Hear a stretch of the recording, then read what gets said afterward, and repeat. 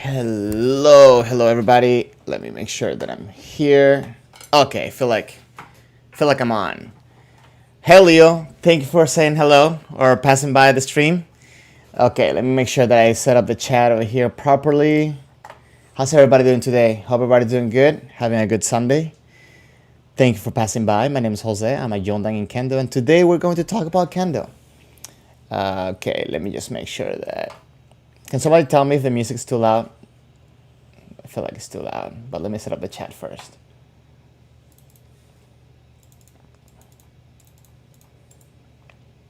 Okay, I'm trying to come on without the wait screen, so that way it's a little bit more efficient, and I don't have you guys waiting in there.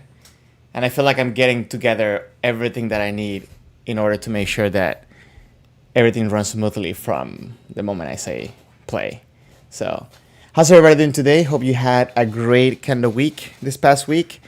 I've been a little bit all over the place, but I'm here trying to bring some good Kendo videos to you. Hope you enjoy it. Today I wanted to share something a little bit different, and I wanted to share a little bit about journaling, not journaling, but how to kind of see your practices and hopefully work for self-improvement. Hope you enjoyed that today. It's going to give a little bit of time. But I would like to know how's everybody doing. If you can say hello to let me know that you're there. Hit the like button so that way this video gets pushed out to more people. And overall, just say hi if you could. And make sure everything's running smoothly. Okay. Now I set up everything when it comes to the wire connection. But last stream I did it without the cable, so it was wireless, and it was decent for what I saw and for what everybody told me. So that means that I can probably move my computer around if I wanted to do some stuff around the house to show you some different Kendo stuff, I guess. And I have an idea. I want to do something.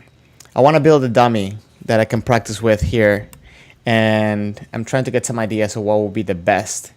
So if you have any ideas or any suggestions, maybe I can build it within the stream one day, and I hope that will be fun. Okay, let me know if that music is there. It's better there, because I feel like it was too loud. So for what I have today, specifically when it comes to that with the whole part of journaling, what I did is I picked up a video of a practice, just two men practice, and I kind of want to show a little bit of how I look at the practice, sorry. Oh, sorry. I wanted to share a little bit of how I tried to look at my own practice in two different ways. One, to not be self-defeating and to make sure I promote growth within my Kendo. And hopefully that will be something that's useful for you. And also looking up to make sure that I get something that I want to work on for the next practice to make sure that I'm feeling that I am progressing and not feel like I'm stuck or kind of like just not getting better, right? But anyways, this week it was interesting. I feel like I went to practice a little bit tired this whole week. And I think that kind of showed on my practice. I feel like I was dragging my left foot a little bit. I wasn't happy with that, but I feel like I caught myself doing that. So I did get to like kind of build up a little bit of like self-awareness when it came to that and try to make it better throughout the next practice.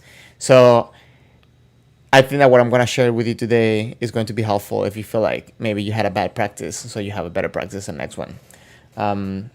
Not that I feel like I had great practices after each of them, but definitely felt better than the one before.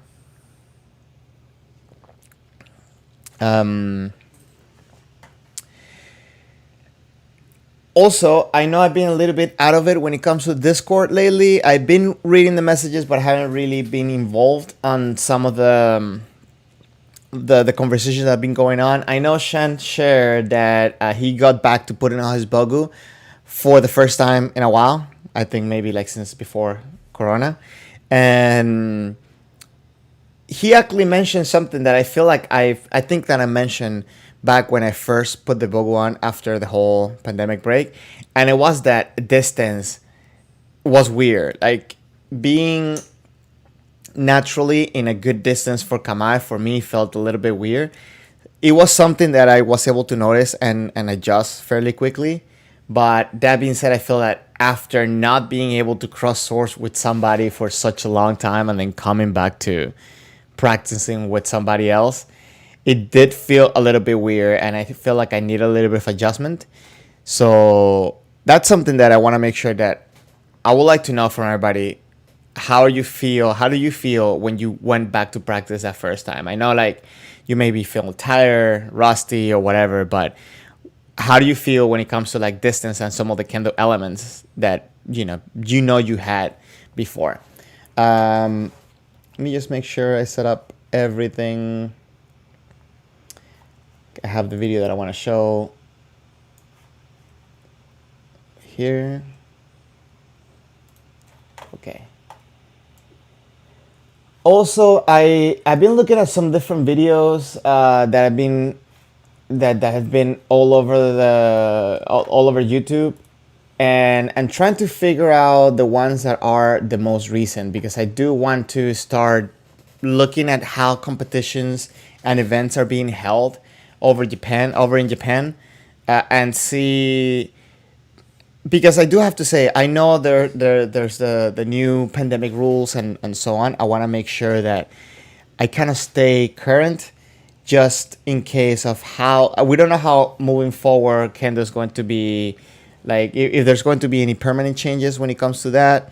We don't know how long this change is going to be, and if you want to go visit Japan, you always want to make sure that you do it the way they're doing it there, right? You don't want to, because even here in US, it's a little bit weird, because some places do require the mask, some places don't require the mask, some places you're not allowed to do kendo, so it's, I think it's good to be able to see the elements of each place and how you want to go, and bring in your practice, make sure that you are following everybody's procedure, and you make sure that you have a good practice while also following the rules and everything that people are doing. Now, I do want to see if I can share. Hold on. Let me see. I want to see if I can share. Hey, Steven, how you doing? Thank you for passing by. Let me see if you guys can see the notepad here. Okay, 1 second. Can I show the notepad? Yes, I think I can. Okay, so let me just make it a little bit smaller. Can you guys tell me if you can read? Let me see. Let me write something on this. This is super tiny. There's no way you guys can read that. Let me just change the... I'm going to change the font, because this is what I'm going to do. I'm going to use that to show you how I do some of my journaling when it comes to my practices. Some of the habits that I'm trying to create when it comes to keeping track of what I'm doing, how to get better. And if you have a different way, if you have a, any type of different process that you follow to keep track of your progress or to keep you progressing, please share it. That would be awesome. Okay, let me see. Font, I do want to make it a little bit bigger, so...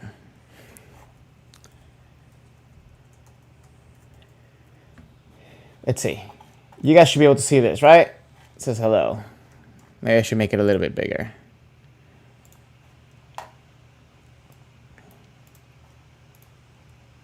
Okay. That should be fine. So maybe I can make it a little bit bigger screen here. Okay. A little bit smaller. Okay, so I think this is a good fun. So, guys, this is what I'm going to do. This is what okay, let me just close this for a second. This is what I want to do with you guys. So, I picked up a video of me doing 2 men, and I kind of want to go over on how I try to look at my videos so I am not self-defeating, and I try to promote progress. I picked this up not necessarily from Kendo. I have done a lot of sports psychology reading, and you guys know I went to school for music therapy and got a minor in psychology. So I have picked up a couple little techniques when it comes to all this stuff. I do believe that this is useful in pretty much any field. You can transfer this away from Kendo. It doesn't have to be a Kendo specific thing. And I feel that this could be a very useful tool. I use this.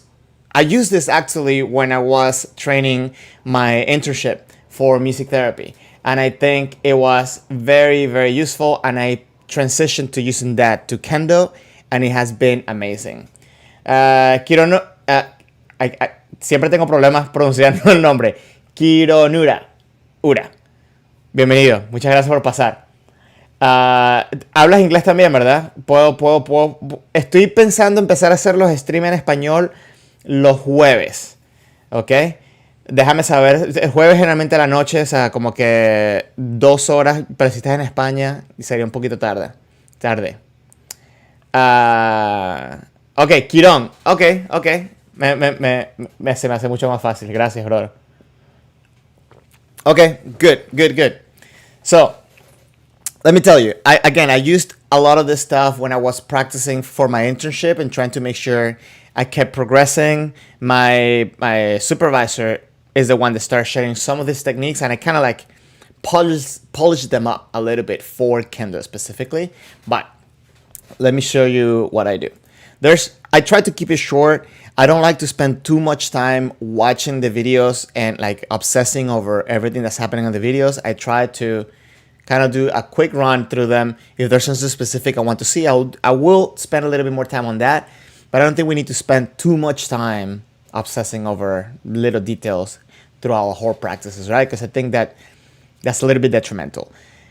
Wastes too much time. That being said, I have 3 main points that I like to keep in mind. What I'm doing good. Oh, you cannot see this. Hold on. Okay. What I'm doing good. Okay. Now, this one I think is the most important one because we tend to always focus on the negative. The way that my supervisor explained this to me is that normally you have to have 4 good things to start shadowing some of the bad things that you're gonna have on your memory when it comes to this training.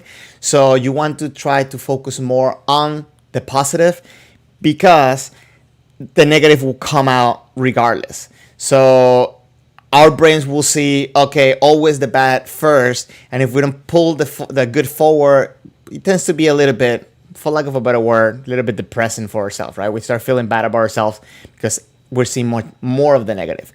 Also, sports psychology research shows that athletes that tend to focus on the good parts of their practices, when they have coaches like point out the good points of the things that they've done, they tend to perform better than when they focus on the bad. So I should probably look up some of that research and try to, like bring it up, but I don't remember where I got that specifically, but there are research out there that shows that athletes that look at the positive, they've done that with boxers and football players, for what I remember, and the result was that when you focus on looking at the good things that you're performing, you tend to keep repeating those things. I guess a better way to say it is that you tend to repeat what you keep focused on. So if you focus on the bad stuff, more of that bad stuff is going to keep coming out. That being said, Leo, 4-to-1 ratio, good to bad, making sure you understand. Well, you don't need to be specifically focused on it has to be 4-to-1, but you want to make sure that you're looking out for the good stuff, because the good stuff tends to be the one that's hardest for us to see. As you're going to see, I'm going to start playing the video, and most likely the bad stuff will be the first thing that we're going to see. So you have to focus on the good. So the first thing I try to keep in my mind is try to look for what I'm doing good. Try to make that the first thing that I see. It's not always happening that way, but trying to make sure that I'm always looking for what I'm doing good. So yes, focus on good to do more good, just to make sure that you kind of keep ingraining them in your head. And I'm gonna tell you guys, from my experience, what I've done with this is that a lot of times when I watch a video of my practice and I go to the next practice after I've done this, for some reason I kind of start visualizing myself from the video and trying to make sure that I replicate some of this, get this good stuff, and I visualize myself doing the bad stuff good. So I try to keep that in my head. Hope that makes sense. So first point is what I'm doing good. I try to make it at least 3 points. Obviously, the more, the better. But I try to at least kind of focus like on 3 at the bare minimum. The next one is what do I need to improve? Now, you can say need or want to improve because not all the times we are aware of what we need to do. I think this is a good way to put it, especially if you're looking over with your sensei or somebody, you know, that has different experience or better, higher experience that you have. I think this is a good way to kind of phrase it, because sometimes we want to do something, but it's not necessarily what we need to improve. Like for example, like I want to hit harder, right? But then sensei says I need to work on my footwork.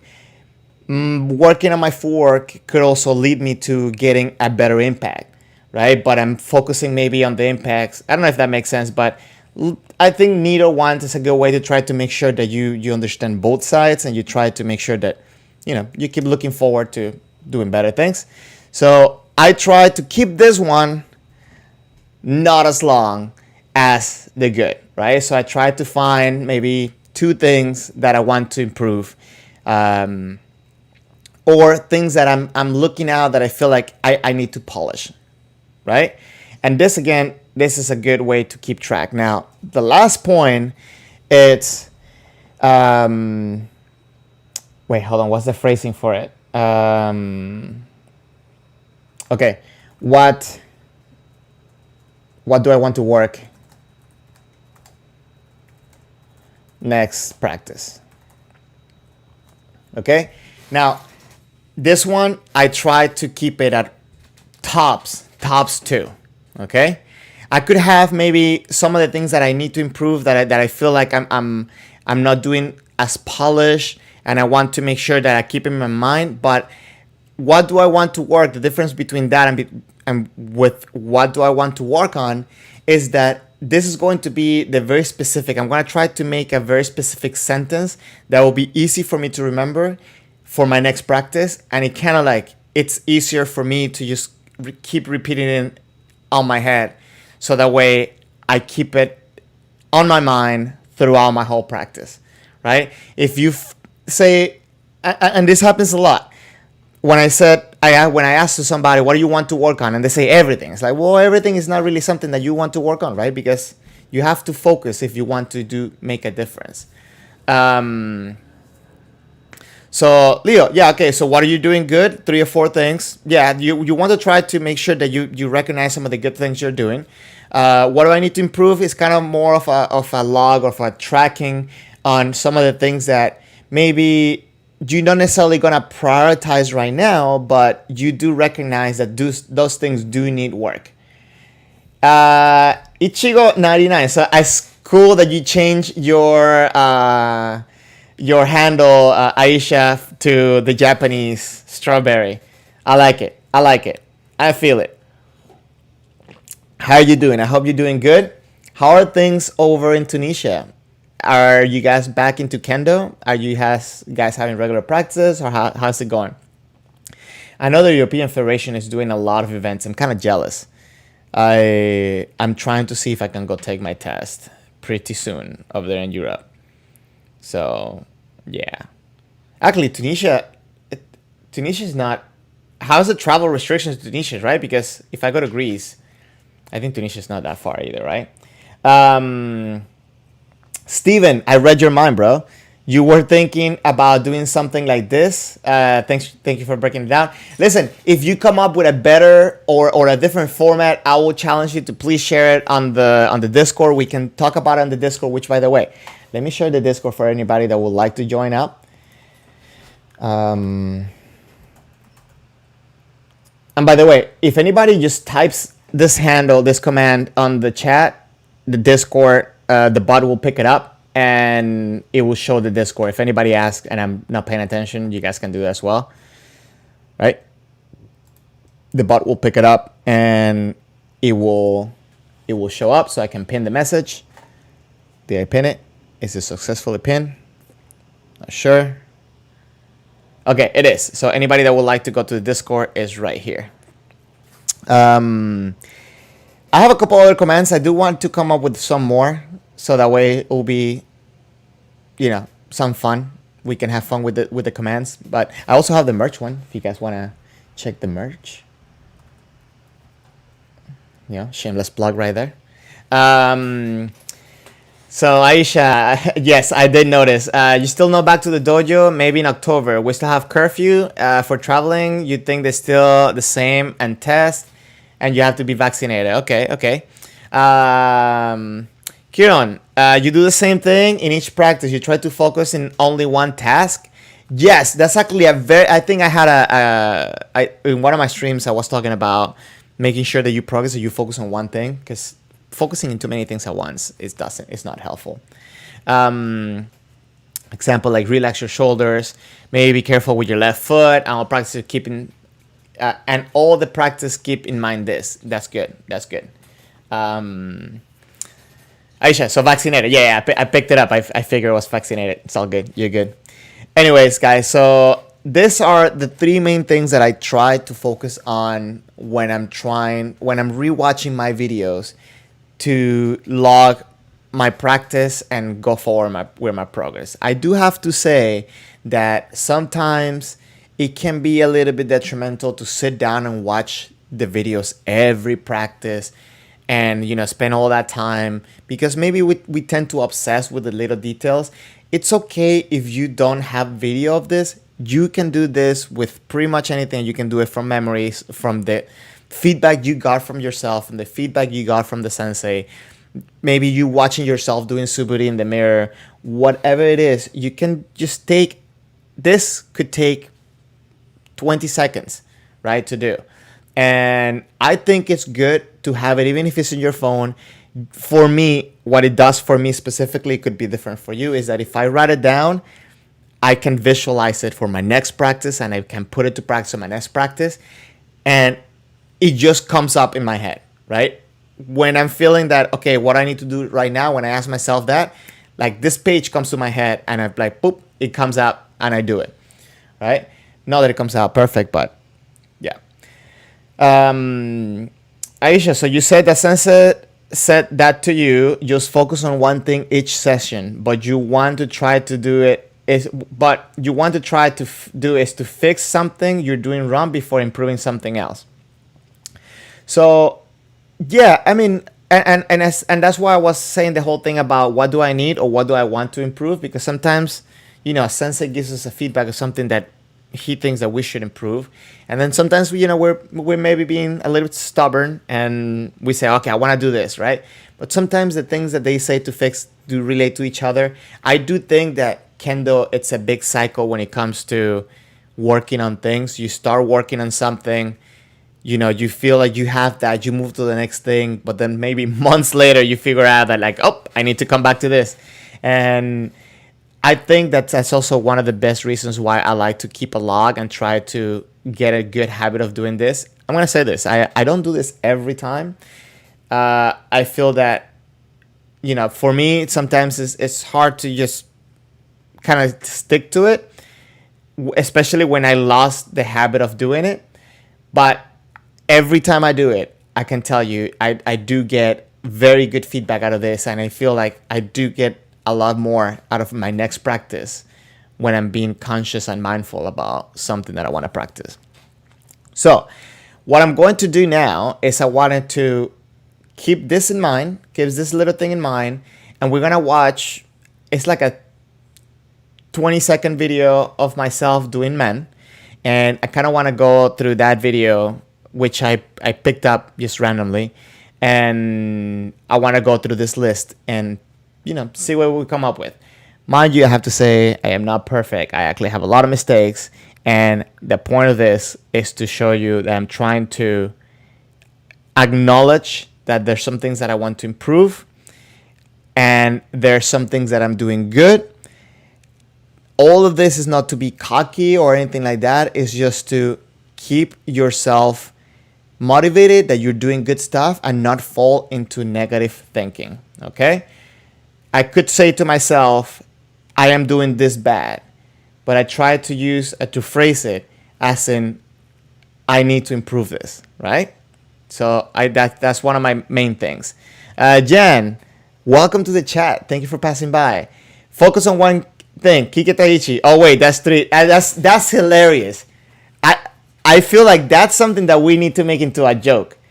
That's pretty funny. That has to be an internal joke for us now. That's pretty funny. That's pretty funny. That's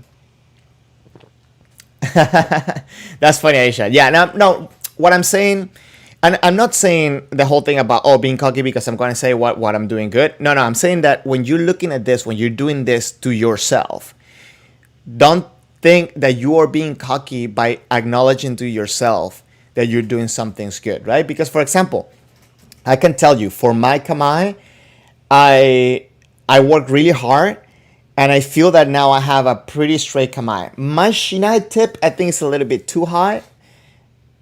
It's not, I think. It is too high. But for example, every time that I see my back and I'm straight, I'm like, dang it, my work paid off. It's looking good, right? So, again, I'm not saying that I didn't mean to say like, oh, I'm going to be cocky or I'm not trying to be cocky. And I'm saying when you say this to yourself, because a lot of times that's the excuse that we tell ourselves to not bring up the good stuff, right? Don't do that. Try to just make sure that you acknowledge the good stuff that you're doing. Anyways. So, this is me on the right. And you cannot see my mouse because I'm not pointing out my mouse there. Let me just make sure I move this over here. And you guys should be able to see my mouse now, right? Yes. Okay. So, let's see how this goes. I'm going to do the first one. Then I'll probably go back into like frame by frame. And then we'll talk about it. Okay. Let me just play one more time.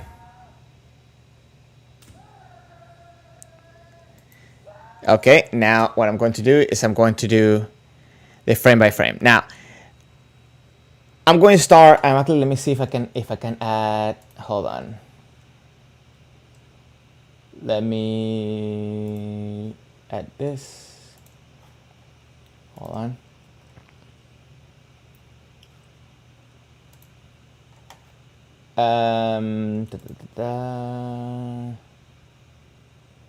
Is it this one?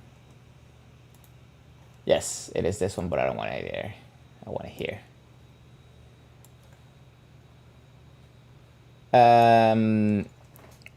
Okay. Oh, you're using the Discord feature. That's cool.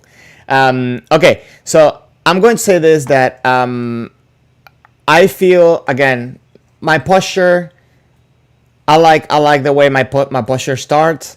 So I will pick this up on my notes. Hold on. And I'm gonna put this here. Okay, what I'm doing good, and I will do this. Posture, right? One thing that I've been working on lately is doing louder kiai, and I feel that the way I'm doing kiai here, it is coming out louder than it has been before. So I'm gonna say that my kiai is louder. It could be louder, but I feel like I'm making progress on that. Hold on, let me stop this music because I feel like it's been annoying. Okay. And let me maybe put a little bit more sound on this. Okay.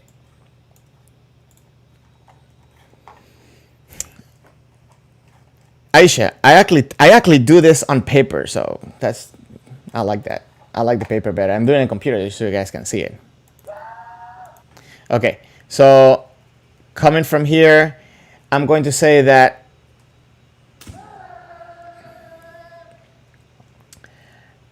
I think that my Fumikomi and strike seem to be pretty close together. I'm liking.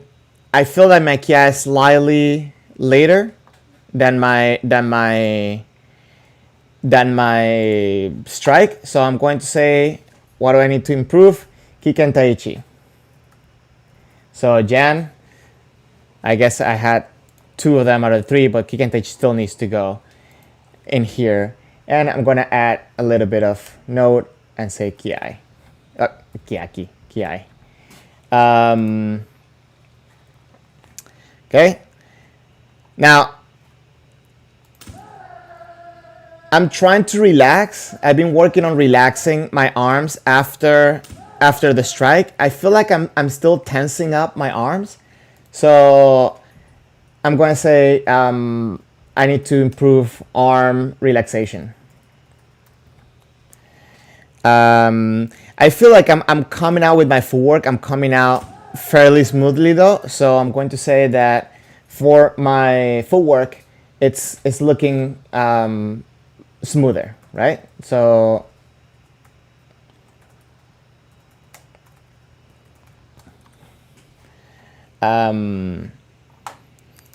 okay.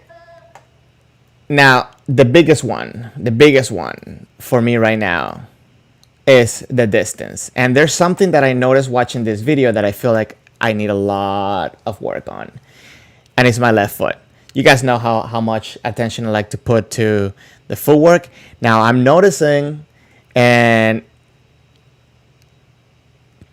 it's interesting because this whole week I felt slightly tired on my legs, and I feel that I am doing something a little bit wrong, or maybe a lot wrong, when it comes to my footwork, because I am not bringing my left leg quick enough. I'm maybe doing a little bit of a longer step that I should. So I am raising my sword without support of my left leg. So I think that I need to improve on footwork for waza. I guess that's how I'm gonna word it. If you have a better wording, you can share it. So Aisha, sorry, I didn't pick up your comment before. Oh, there's a couple comments that I didn't pick up.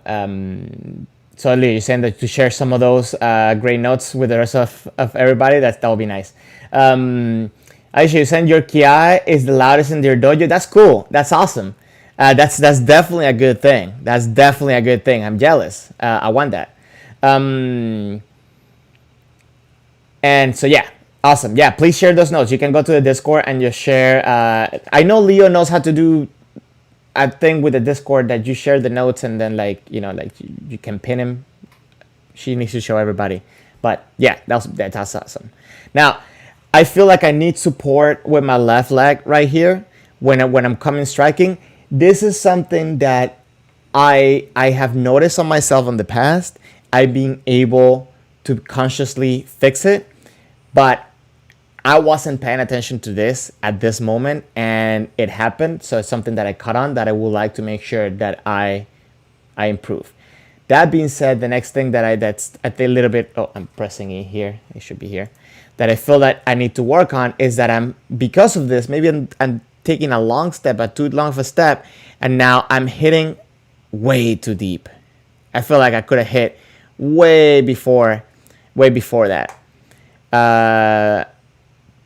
So I'm gonna say distance, right? So if you notice, look what starts happening naturally, right? I have 3 things on my posture, and I have 4 things on the things I need to improve on, right? It happens. It happens. As long as you're trying to make sure that you're looking out for the good stuff, I think you'll be fine. I was like, oh, maybe the phone is not gonna pick up the video, so let's move it to the side.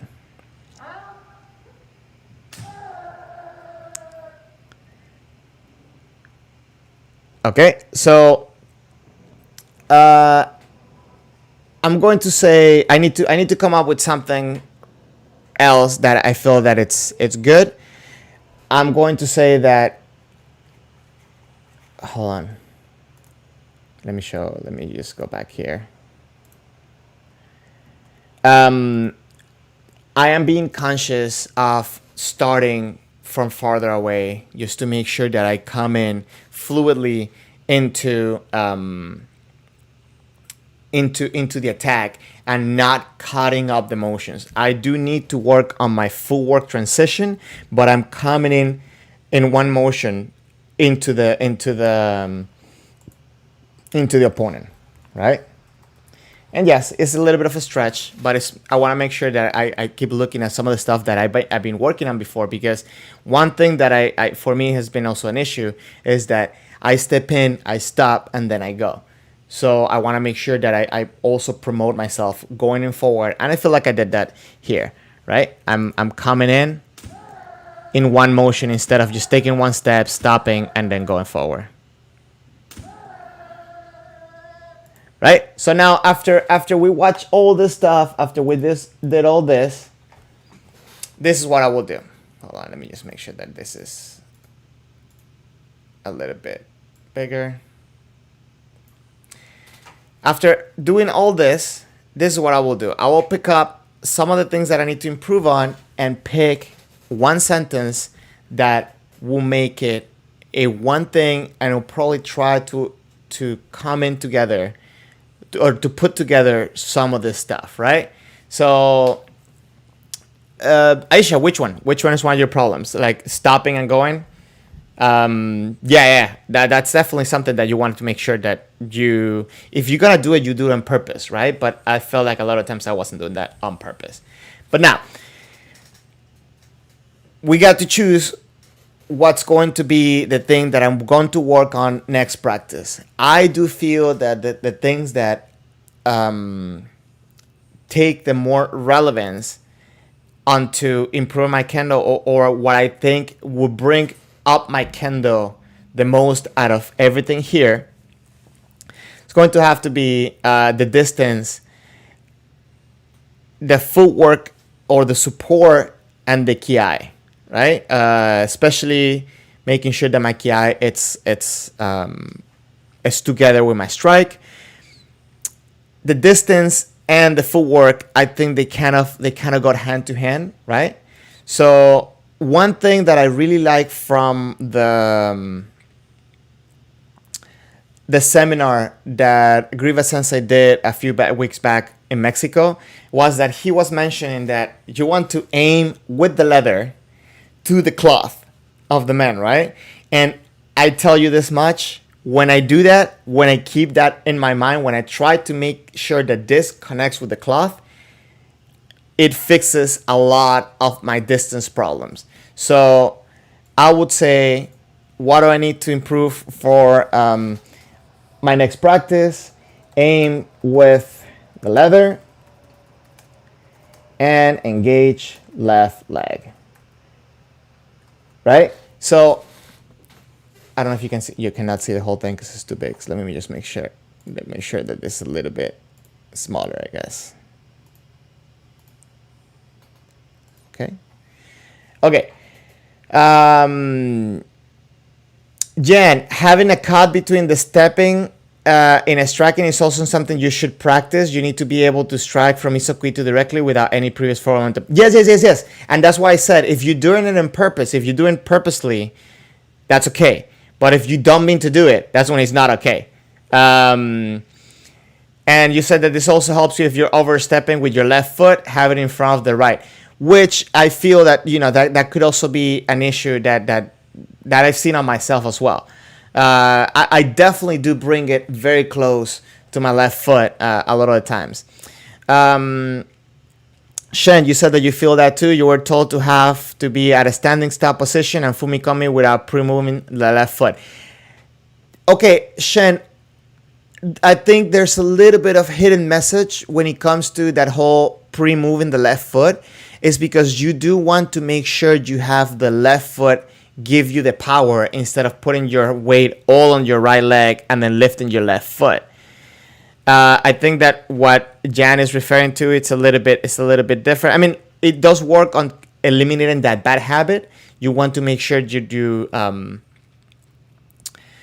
do use your left foot to push forward, but there's I don't know how to break it down. There's a little bit of a difference, I think, from what Jan is saying. Both practices, and I do want to make this clear, both practices are good. So if you don't mean to stop, that's when the problem is, and that's when I've seen my problem happen, right? Because I do, especially one thing that I like to drill on is, for example, for like I-men, I start working on the gashira, right? Like the gashira men, is that the person coming to attack first would take a step forward, but the other person would start from standing still position, right? And that way you get a little bit of warning when the person's coming, so you can get the student to get the habit of starting going forward, and you need that skill from there. You shouldn't do that momentum thing, because then it kind of defeats the purpose of that drill. That being said, there's situations where you want to make sure that you are engaging your left foot, you're taking that step and immediately going. Like if you're doing like a step forward with seme, and then the opening is right there, so you got to keep the momentum going, right?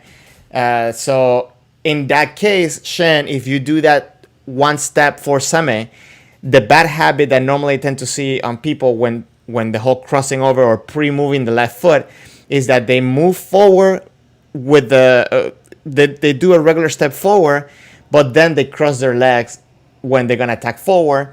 Or another one that I see is the people when they're waiting to do like a kaeshido, that they're standing still, and then when they see the person moving, they just separate their feet and then they move for the kaeshido.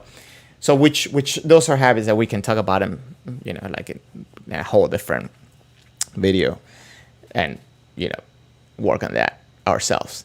But I do appreciate that input, Jan, because it is important to practice that as well. I agree.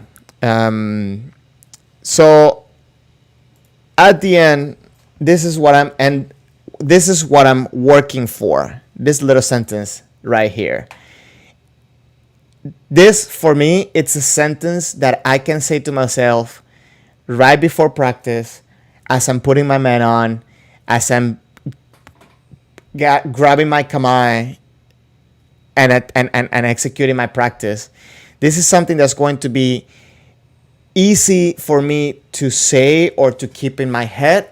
And what this will do is that this will trigger all of this into my memory, right?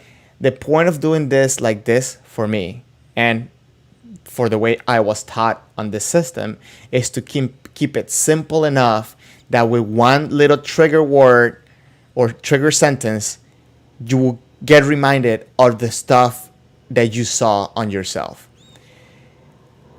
The biggest and most important thing is that to keep it simple, not overcomplicated, because then you will not remember it during the practice. And I'm not going to say that your practice was wasted, but you could get much more when you remember some of the stuff that you want to make sure that you get better on, you improve. Steven, you have to go. Thank you very much for passing by. Let me know how this goes for you. What do you think?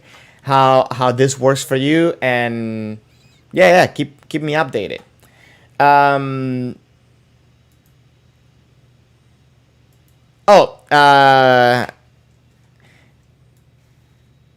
Leo, this is the sentence right here. Aim with the leather and engage the left leg, right? Because I was mentioning that distance and the footwork before my waza could be the ones that I want to make sure could be the ones that will give me the most benefit right now.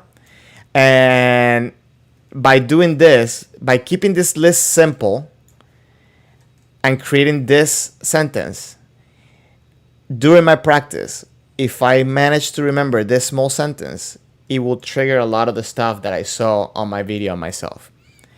It does work for me, and to be honest, you want to maybe even keep this to top 3 things that you want to improve to make sure it makes it easier to remember.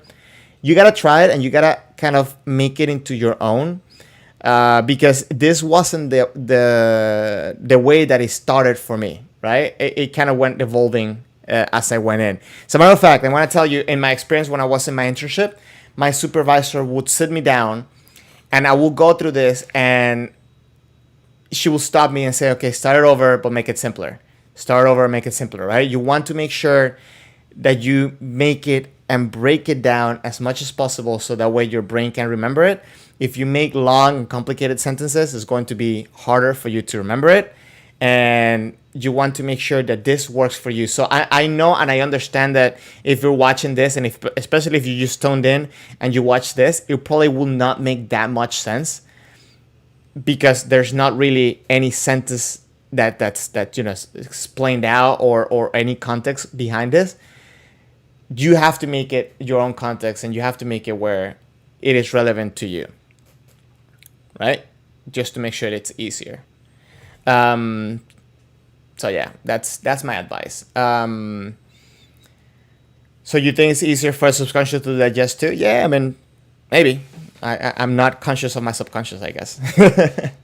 Anyway, now I did want to do something with this, and that one thing was I do want to now put myself to the ringer by comparing it to, I guess, a good execution, right?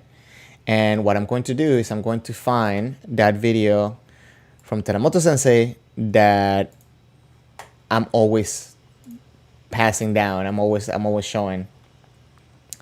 Let me see.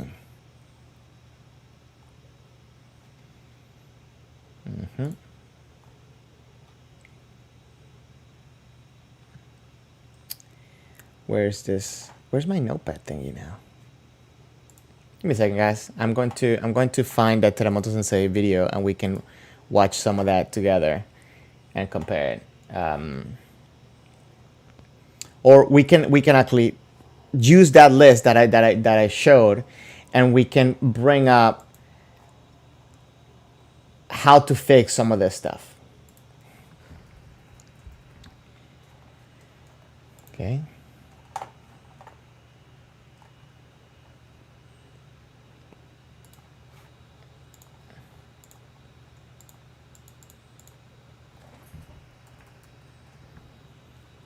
Sorry, I cannot find it, so I'm gonna look it up on YouTube real quick.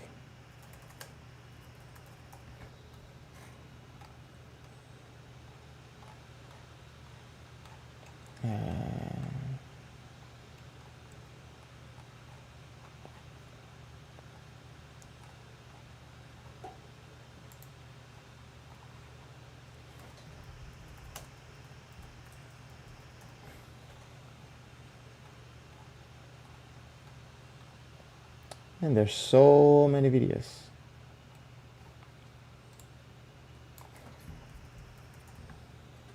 Does anybody know how to change the language of the keyboard for PC so I can make it Japanese? Because this is frustrating.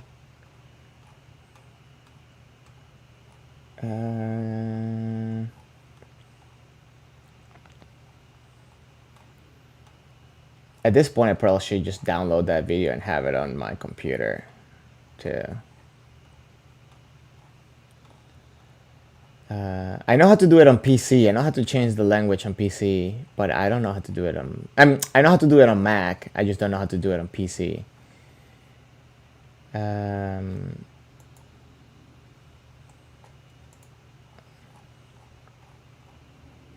You know who will know? Theo. I don't know if... I haven't seen Theo in a while on the stream. I need to message him. Be like, hey, how do you do this? Because he knows everything when it comes to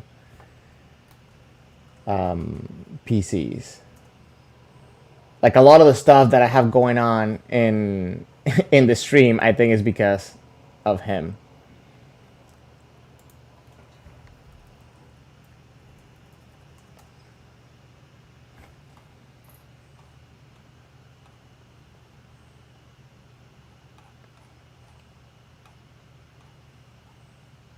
Okay. I believe I have Windows 10s. Yeah. Oh, Theo. Oh my God. Like there he is. Okay. Open settings. Go to language. Okay. Let me just copy this so I can do it after this the stream. This man is clutch. Hold on. Let me save this real quick. Okay. Thank you, Theo. Yeah. Facts. This man just shut up. Theo, do you know where my video for Teramoto Sensei is too? Happen to know? Let me see. I know I had it on the.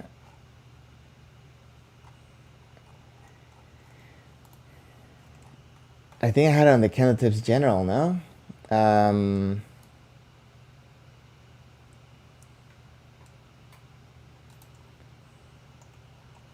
I think that will be.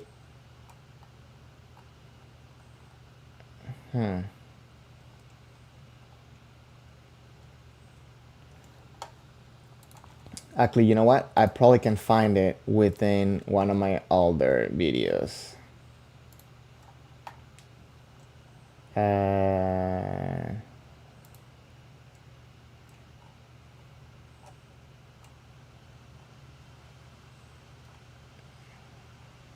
me see.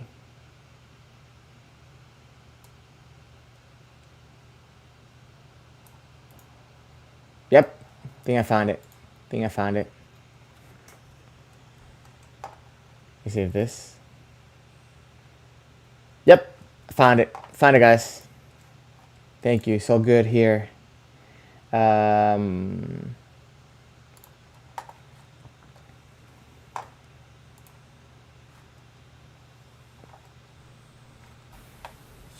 Okay. No, I got it. I got it, Theo. Thank you very much. You said hello. You've been here for a few minutes, and no. I think I called you in. I'm just gonna believe that for myself. I think it's better, right? Oh yeah. That's you know what? That's true. This man has like all the good ideas. Okay, so in this one, he's doing men for the kirikaeshi, right? But I feel that we can take a lot of this into practice. And if you notice, he's actually doing it on one step, I believe, right? This is tricky. Let me see this. Look. You see, he does one step, right? And look where he's hitting, like with the shiai. It's just. If you don't know this, I love Teramoto Sensei.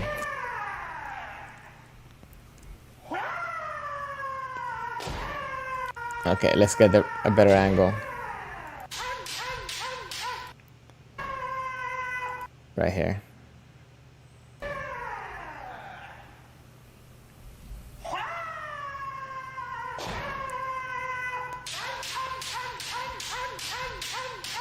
I really love his explosiveness.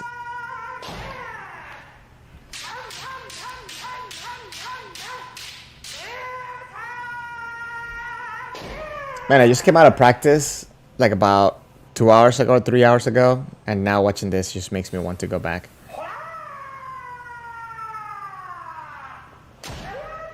So here he's doing two steps for the small man, right? And you see he does a very tiny step forward and then switch the feet, and he doesn't start the motion until after he starts pushing with the left leg. You see, compared to my step, especially, I guess if you compare this from the big man that I was doing, my first step was way too deep, way too deep. And what that does for him is that it gives him a better distance for the striking, right? I feel like probably like I was hitting with this part of the shiai all the way up here.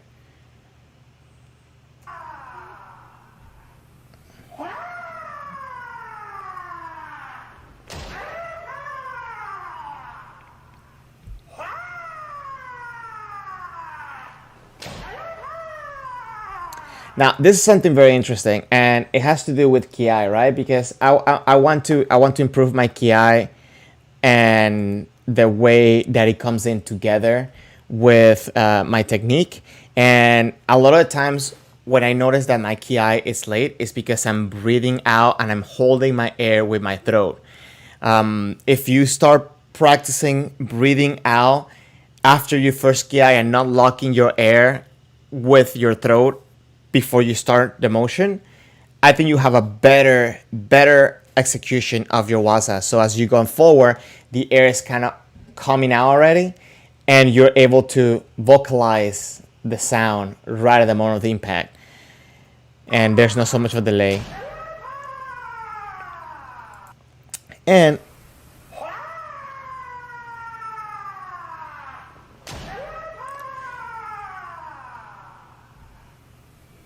so let's watch it. Let's watch the big one.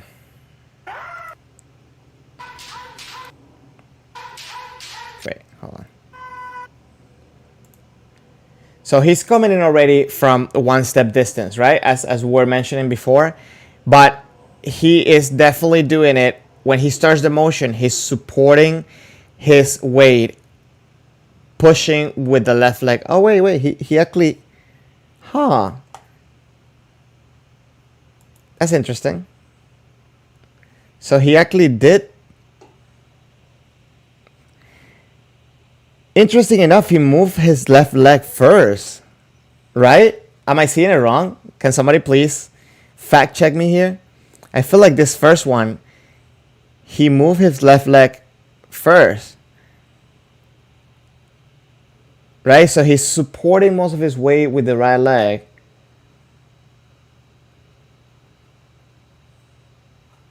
Interesting.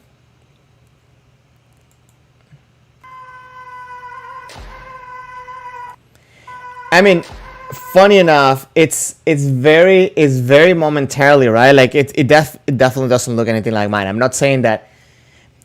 And you know what? This is actually a very good point. A lot of times we try to justify our mistakes by seeing things like this that maybe we're not understanding, right? So that's why we gotta keep ourselves open-minded, because if you see it full speed, it looks different than what I was doing, right?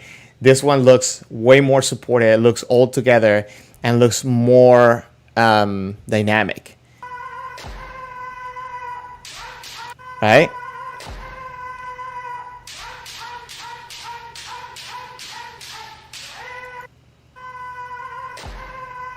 Not to say also that he started the motion for the attack before he started lifting the hands, and that is way more challenging than lifting the hands before you start the motion.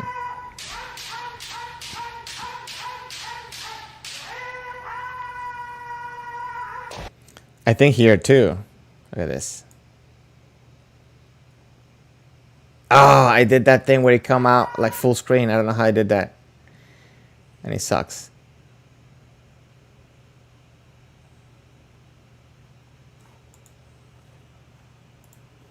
Wait, how do I... Dear, are you there? I want full screen on this. How do I get this out? I don't know what I did. I'm just gonna quit it. Yes, I was able to do it the last time. And then I'm gonna open it up again.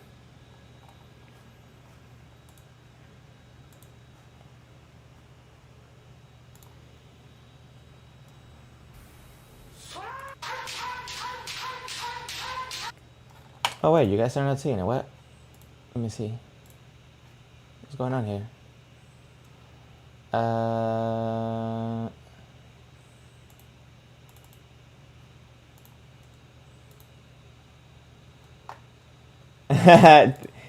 Uh, try F or F11 key next time. Okay, cool. I'll try that. I'll probably try it like after the stream is over. I got it. So if you see here, he engages the left foot. Right here, he's engaging the left foot. He starts the motion by pressing with the left foot and creating momentum.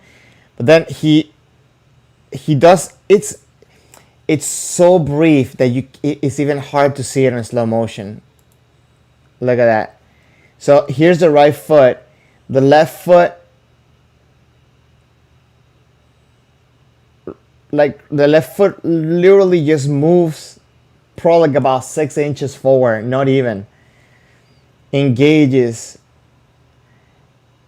And he throws in the waza.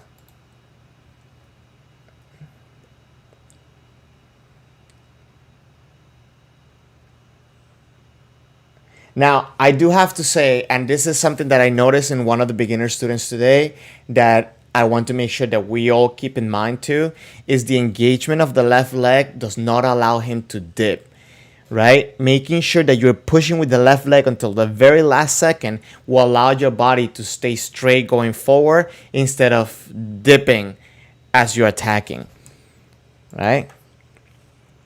Look, so if you see, this is the his center line, and then he keeps the body pretty much going forward. Jan, what do I think about this tatari? Let me watch it.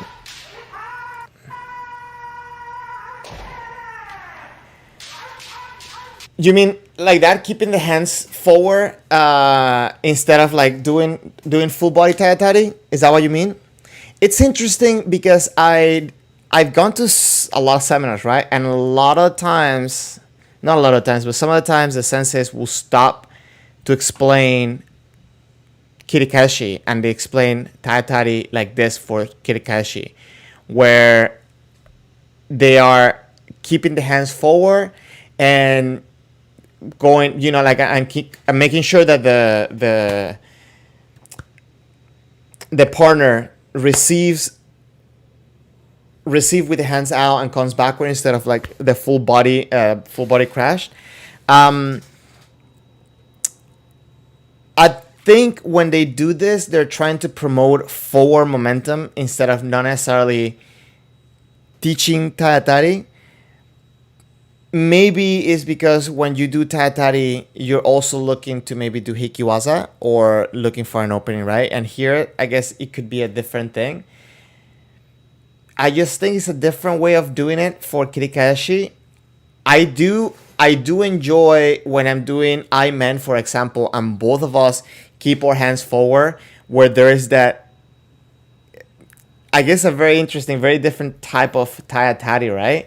But it does create a lot of momentum forward, and it's a very cool way of meeting with the person in front of you. I think that this way tends to be a little bit better when it comes to focusing on hitting again, where when people tend to like bring down the hands, they bring them down like this, and then they kind of kill their momentum forward. And that's when I think it's not done right, but this is just a bad way of doing kirikashi.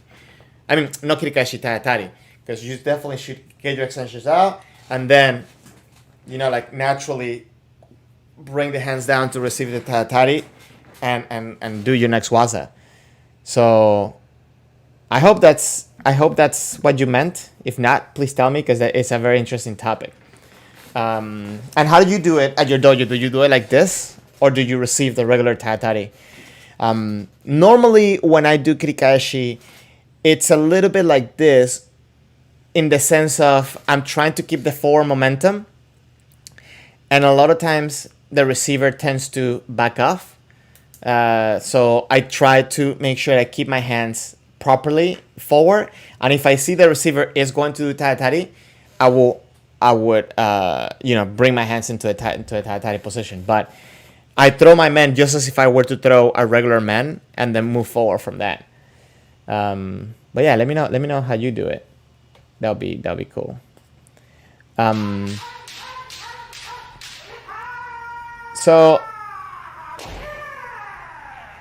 one thing that I was saying, talking about relaxing the arms, arm relaxation. You see, after he finishes the man, he goes forward.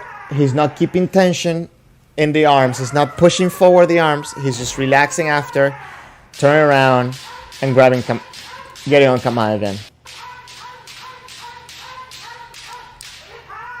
You watch it real quick here. Right? So the tip does have a natural bounce. He's not pulling up the tip. The bounce goes slightly up, but he's keeping the momentum forward and getting a very good follow through within the strike. And guys, I think that this list, once you have it done, wait, I was trying to move the list, but I moved the wrong thing.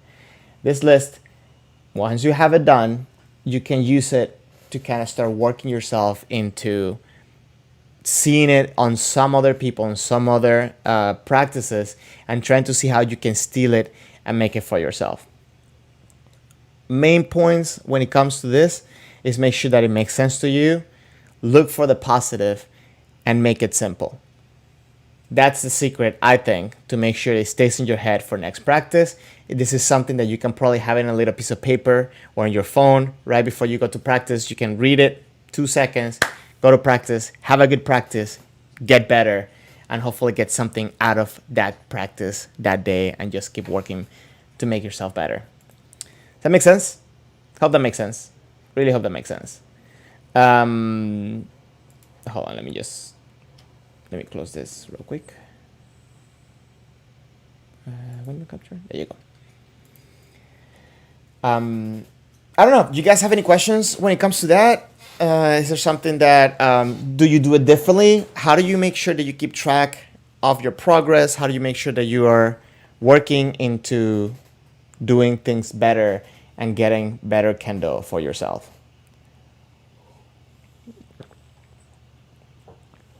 I think that's the tricky part, in order to make sure that we keep getting better and we still motivated into going back to practice. Aisha, so you're saying one thing: don't copy your sensei or your senpai. They're probably doing something wrong too. That's a very interesting. That's a very interesting point. I think that's one of the reasons why we should have a lot of exposure. I think that the biggest danger is when your senpai, your sensei don't have the self-awareness to understand that they're doing something wrong. But I do have to say that a lot of the times the instruction that they're trying to give you, it does come with a lot of good heart. So every time that I'm getting an advice on something, I do try to sit down there, internalize it, break it down, make sure that I'm processing it. I'm trying to figure out how is it that they're seeing this on me, and I can work on getting better.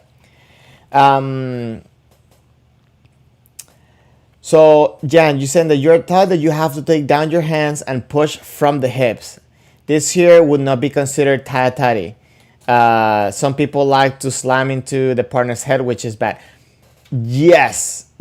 Okay. So, and I think I said that right. Like in this case, if you're hitting in the kirikaeshi, and I'm talking to kirikaeshi specifically, when you do that and you're going forward, the goal is not to punch the person in the head. The goal is to keep the momentum forward for the men to continue doing the kirikaeshi. If I see that my partner is going to receive the taratari, then I will bring my hands down and I make sure to keep my hips going, because from the first time, ideally, I would like to have my hips going forward instead of my upper body, right? I think that Teramoto Sensei, in this case, he's doing a very good job at that. When he goes forward, you see, like, let me just go back in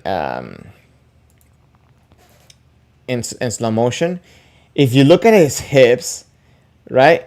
Oh wait, this is the part when he's going back.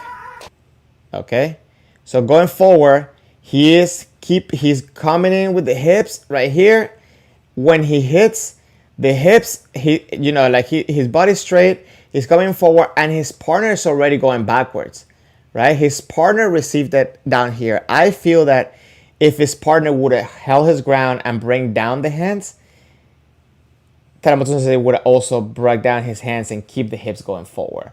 But then again, I'm talking this specifically for Kirikaeshi. I don't think that this is Tayatari when it comes to Tayatari for, like, if I'm doing Keiko or we're doing Hikiwasa. Yes, I agree 100% with you. And I know exactly what you mean, or those people that they come in with their upper body, they launch their body forward, and they just pretty much try to punch your face. That being said, those people tend to be very easy to drop. If you push the right way, or if you hold your ground the right way, they tend to fall because there's all upper body and just a little tap in the right place, and they lose it. I don't know. That's my experience. That makes sense? Are we talking about the same thing? Let me know. I would like to know. Is that what you mean? Because, again, I wouldn't practice this type of motions for Tayatari if I'm doing Hikiwasa. I myself, when I'm going for Kirikaeshi, for my first hit, I go in as a regular man, as if I'm going to go through. And if I see that my person or my partner is going to give me resistance, I do the Tayatari. If not, I keep my hands forward and then continue to make Kirikaeshi. Tell me if that's what you think. As a matter of fact, I think that later in this video he does Tayatari and it's a little bit different.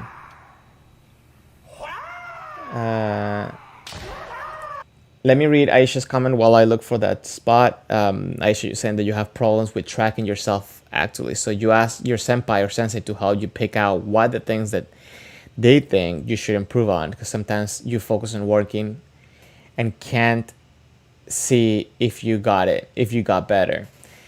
Great point. I don't think that, for example, I don't think I need the camera for myself to see myself, right? Like if sensei tells me you're pulling your hands, right? Like Riva sensei told me a lot that I'm hitting my kote way too close. I feel that I can be self-aware enough that I will see how I'm doing it, and I understand that I'm doing it. I try to fix it, and it's not an immediate fix. It does take time, but at least I'm able to see it. Now, that being said, that comes with practice. The details that I feel that your senpai or your sensei are going to tell you, I think, are going to be at your level that you're going to be able to keep track of them. So the best way to learn to get better self-awareness is trying to internalize more concepts in. So that way, when somebody tells you something, you don't have to think about everything. You can just focus on that one thing. Hope that makes sense. Okay, this is Kote Man. No. There was a thing, a part where they were doing maybe like Uchikomi. No.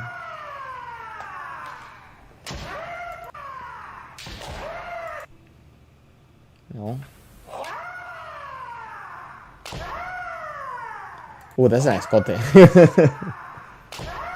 Look at that kote. Ah!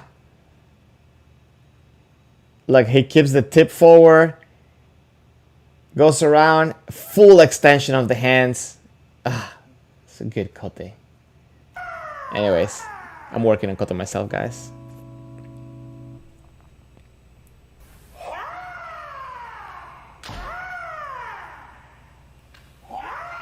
Okay, anyways.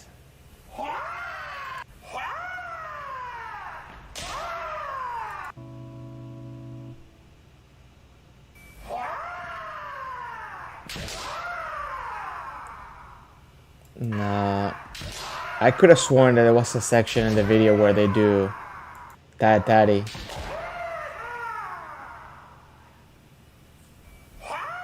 Yes, that kote deserves the chef's kiss. Totally.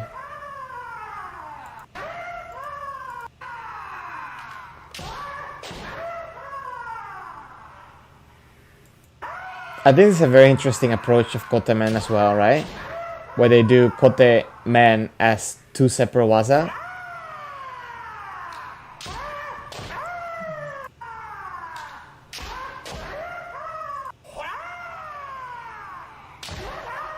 That's pretty cool. Anyways, Jan, I think I let you down because I cannot find that Tatari section.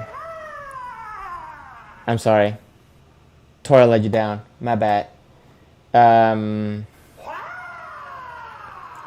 But you know what? That's actually a very good topic. I'll look for some videos for next week where we can talk about Tatari and we can. As a matter of fact, we can probably. You know what? There's a lot of, you guys know I'm biased towards Osaka Kendo, right?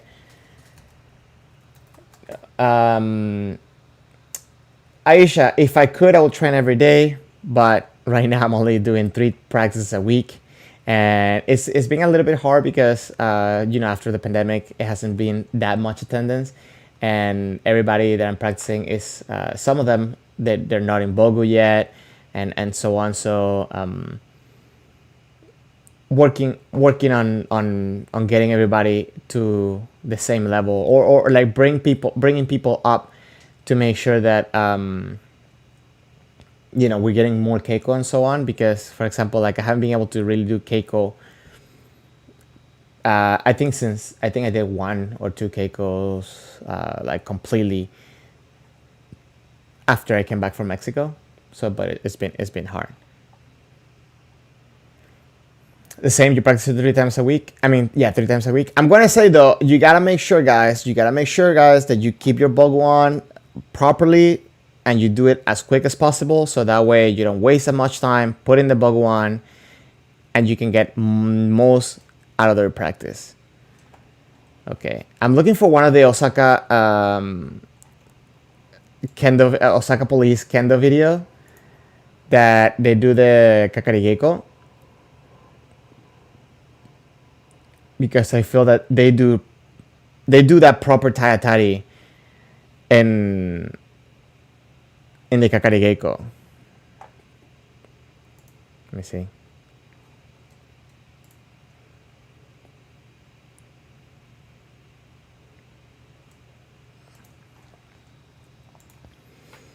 Okay, Jan, are you still there? We can watch this real quick. It's not gonna be too long.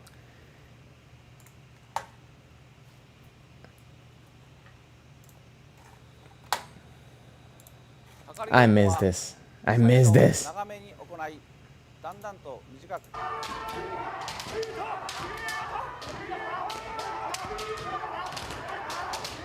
So look at the Tayatari right there, Jan. You see that's they do the normal Tayatari, right? Oh my god, I missed this. That's the Tayatari that you're talking about, right, Jan?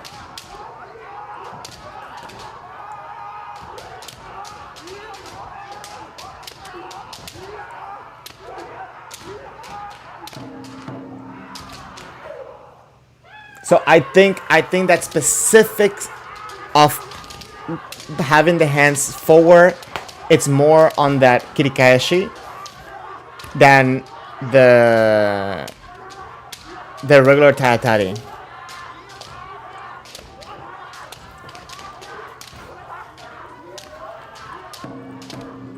Yeah. So I think we're on the same page now, right? With the kirikaeshi, you can probably say sometimes that you're not doing Tayatari, especially depending on the partner and so on. But when you're doing Tayatari, I think that's Tayatari.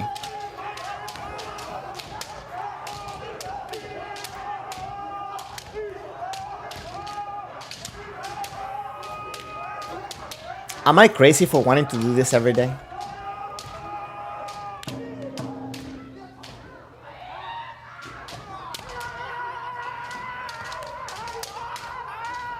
Just so you guys know, this is what's happening here, right? You have two people doing the kakarigeko.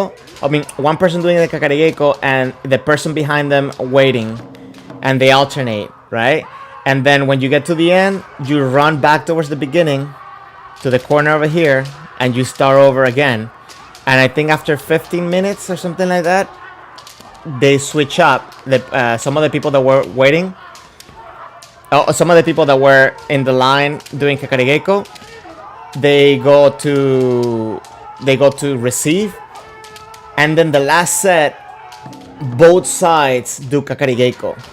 So the side that was receiving, it also becomes the attacking for the whole time, which is crazy. I think the first time I did it, that I was on both sides, I think like 5 of the guys just came and just gave me a big hug because I was able to finish it.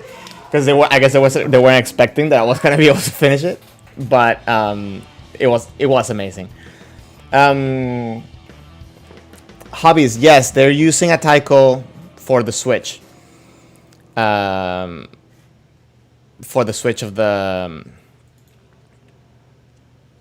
partner.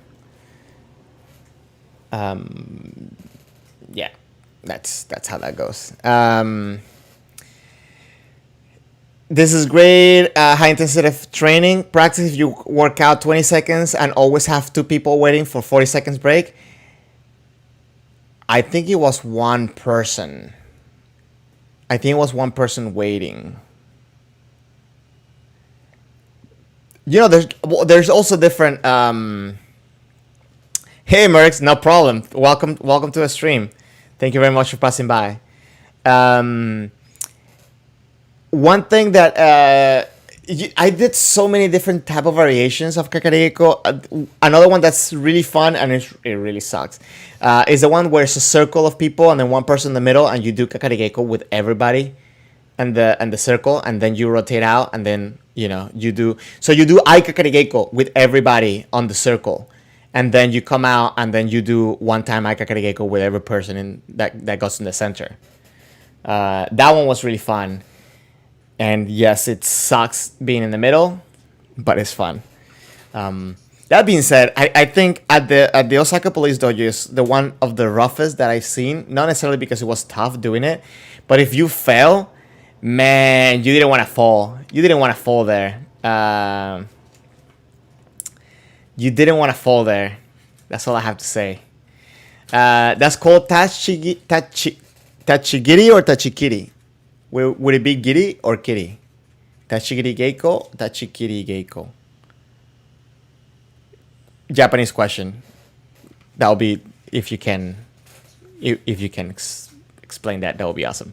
But yes, I love doing that one. The other one that is really fun. Hold on. You know you're better than me at the Japanese, so Jan. So let me see. Like oikomi, I believe it's called. Hold on. Let me get the video. Guys, thank you very much for passing by, being here, watching videos with me. You guys keep me motivated on keeping doing this stuff. It's been hard the past couple of weeks. I had a lot of stuff going on. But thank you very much for being here. I really appreciate you.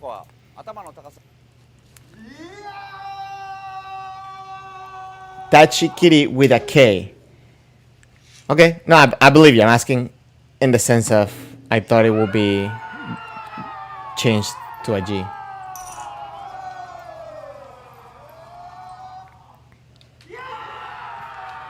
So this was another practice that it was done also every day, and this one was exhausting. This one was crazy as well. Stars very mellow. Stars very mellow. Thank you, Aisha. I appreciate you.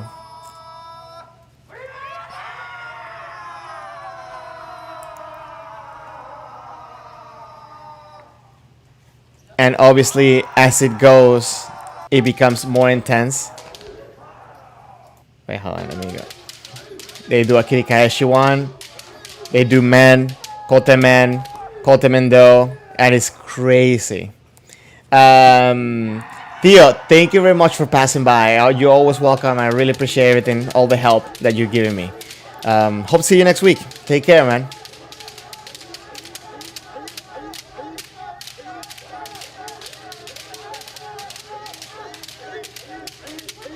This whole practice in this video is like 9 minutes.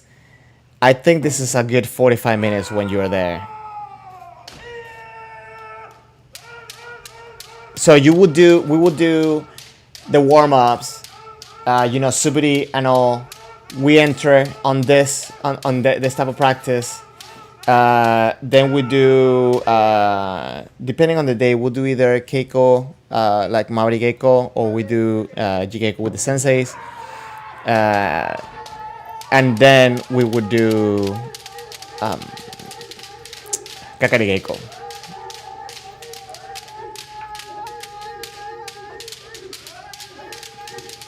But yeah, this is nuts, but it's fun.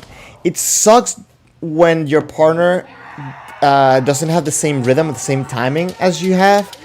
So I think sometimes it can be very challenging finding the right partner in here. But these are definitely fun. Aisha, so these are your sensei's favorite drills? I like your sensei. I need to go practice with him.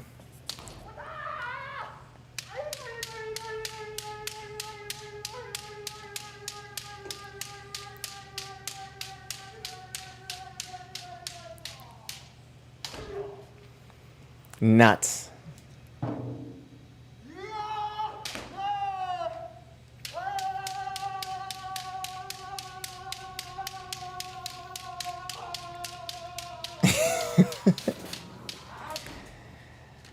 Oh my god.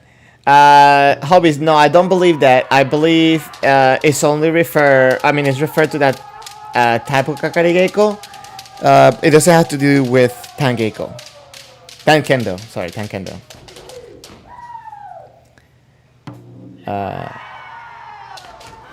Yes, Aisha, you have to look at the stepping that they do, right? Look at how not only it helps you with energy management, it helps you with balance, it helps you with speed, support. I think that's one of the purposes of using these drills. Understanding better footwork, better balance, and just overall being more effective. Because you cannot do this for long unless you learn how to use your body to be effective. Especially these ones. These ones, right? Like if you don't do this type of footwork right, you will not be able to do 10 minutes of this, I think.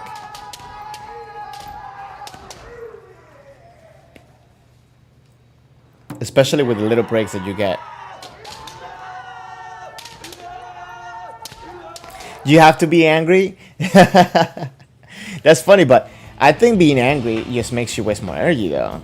You have to make sure that you're focused. You just make sure you're determined.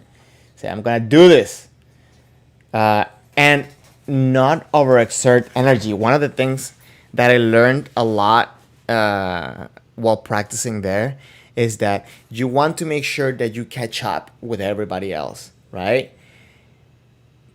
But don't compare yourself with everybody else there, in the sense of you're doing your drills to get better and everybody else is working on their own thing. So don't forget what you're working on just because you want to be faster, right? Because comparing yourself when it comes to the speed, okay, it's good. You want to catch up with the speed and so on, but you also want to make sure that you're doing right. So a lot of times we tend to sacrifice a lot of the good stuff just because we want to be faster and catch up with them, and that's not it. That's not it, Chief. So that being said, man, like talking to you guys today, analyzing my videos this week, I've been thinking a lot about what I was gonna do today for the stream, and I wanted to do that. Doing that, it really kind of just made me realize that I need to break my stuff down. I need to make sure that I take a little bit more focus in order to keep improving within the situation I am, because You see, when you're in a place like the Osaka Police Department, right? Like you learn in so many different ways. You learn just by being there. Just by watching other people, you also learning by mimicking what they're doing. So it's a little bit harder, I think, when you don't have someone that you can mimic or you can challenge in order for you to get progress. That being said, it's not impossible to also do it. You just have to work a little bit better, a little bit more efficient.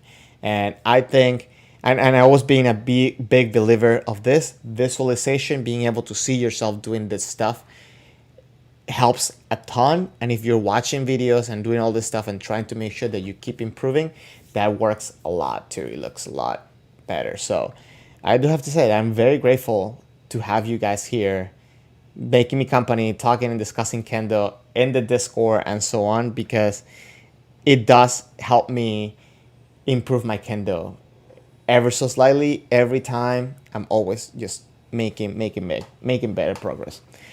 Anyways, I do have one match that I wanted to show.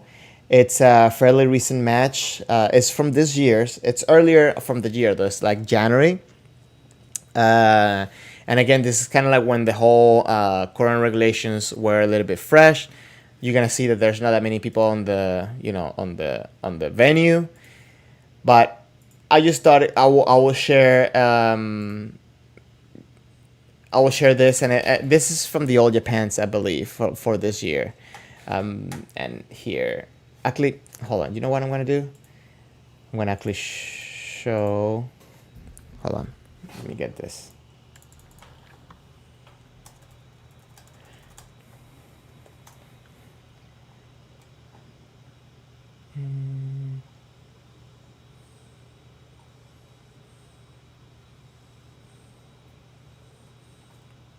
Okay, so let me get this video real quick. Okay, I'm gonna play this video, and what I want to do is kind of keep in the back of our head some of the stuff that I talked about when I was making my list, and seeing if we can, try to learn something more than just enjoying the ippons, right? Trying to see what can we pick up as they practice, because a lot of the time that we do in Keiko is not just the scoring, right? It's also the communication. So I do look at the feet, for example, and you guys know this, because I feel it's a big part of being ready when you're communicating, when that opening presents itself. It's a big part of that. So I would say choose one thing that you would like to maybe implement on yourself and try to catch it on the as we watch this, and let's talk about it.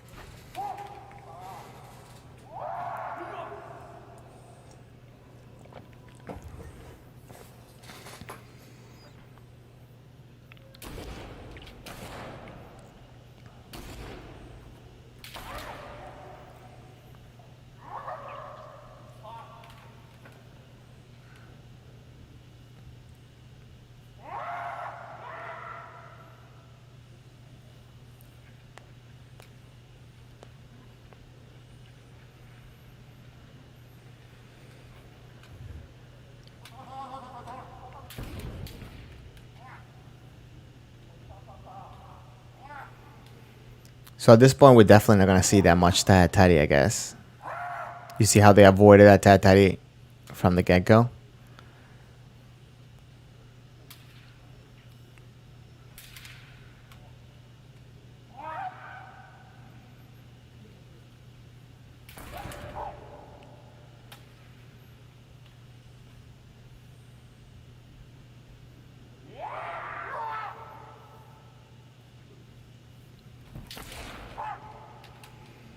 I do like that explosivity they're having. After that step, see, they explode.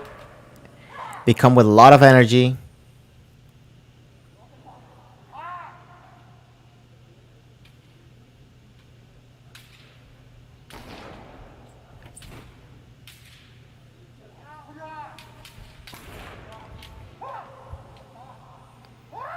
Very strong for Mikami too.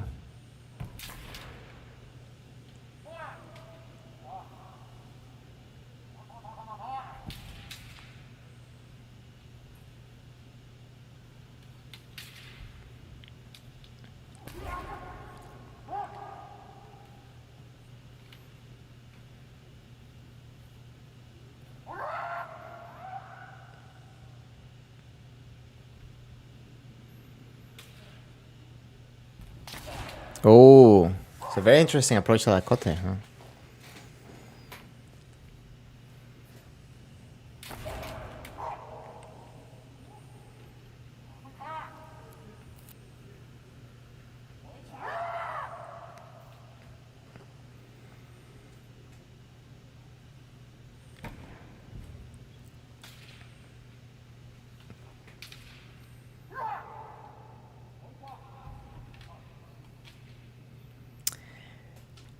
Tell me more about it. What do you mean because it's being shorter?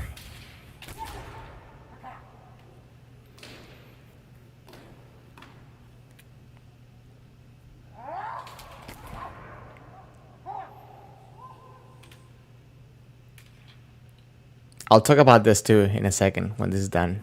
It's almost done.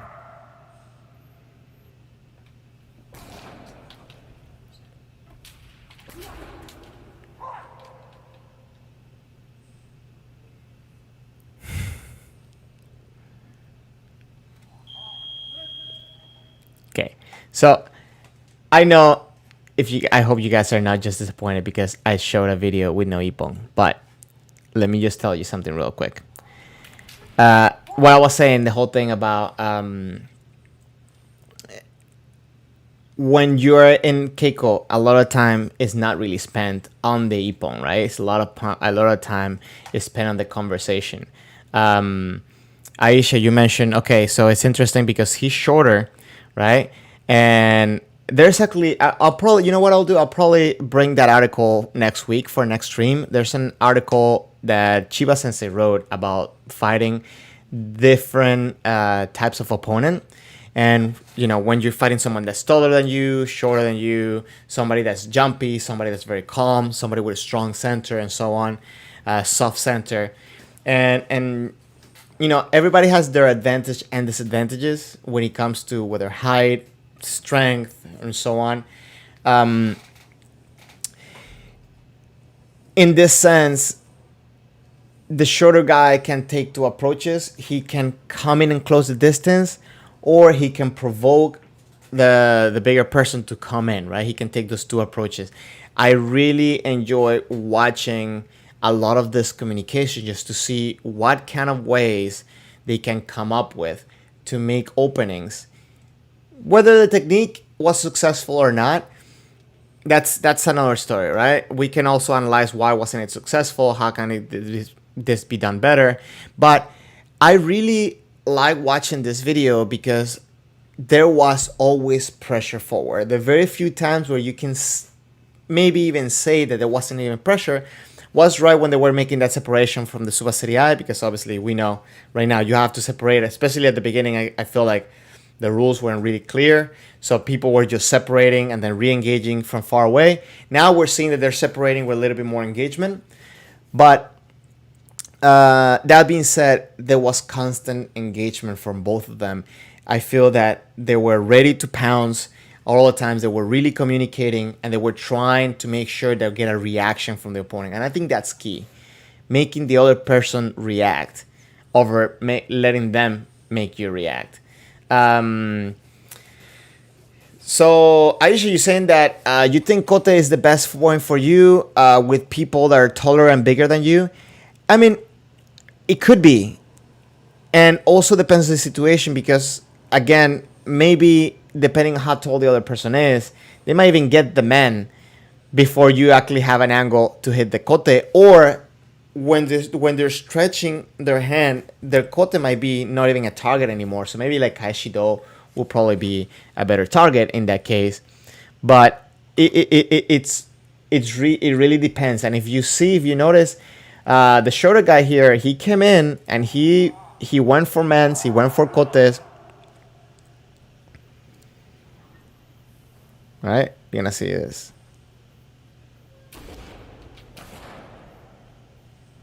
So this guy is, you see right there, he went for a man. He had that approach in the sense that the taller guy was kind of like teasing in with the kote, and when he saw that he closed the distance, when he was in a good distance, he took that moment to try to go for the man. It wasn't successful.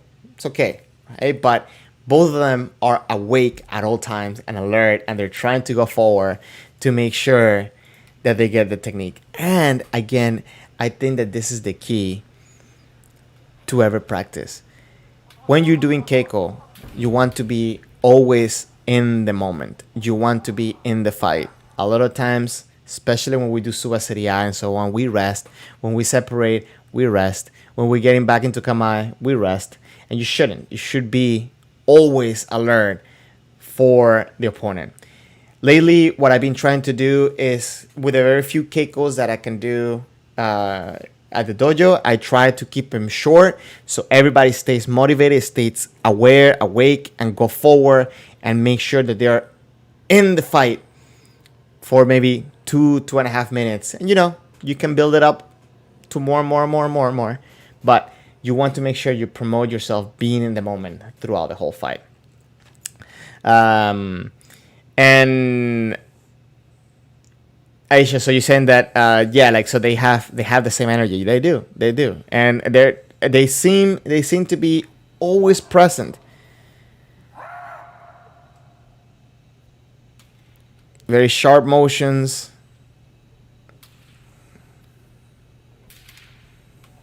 Trying to control the center, keeping a distance. He tried for that very compact man.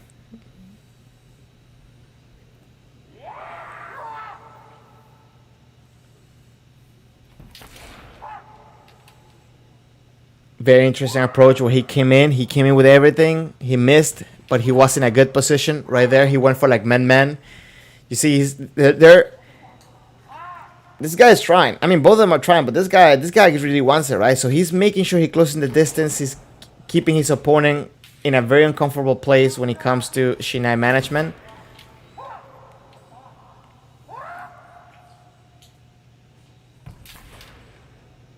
And it's just very cool.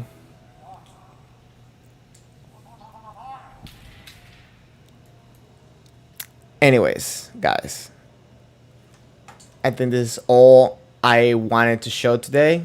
I really wanted to take some time and work on or sharing that point with my journaling of my practices. I will keep doing some of this stuff and I'll keep you updated in upcoming streams. Jan, thank you very much for passing by. Have a good one. Have a good Sunday. Take care. And yeah, I'm about to sign off as well because, again, this is all I wanted to share. I am very grateful for everybody passing by, showing up, sharing your thoughts. Again, I will make myself more engaged to the Discord.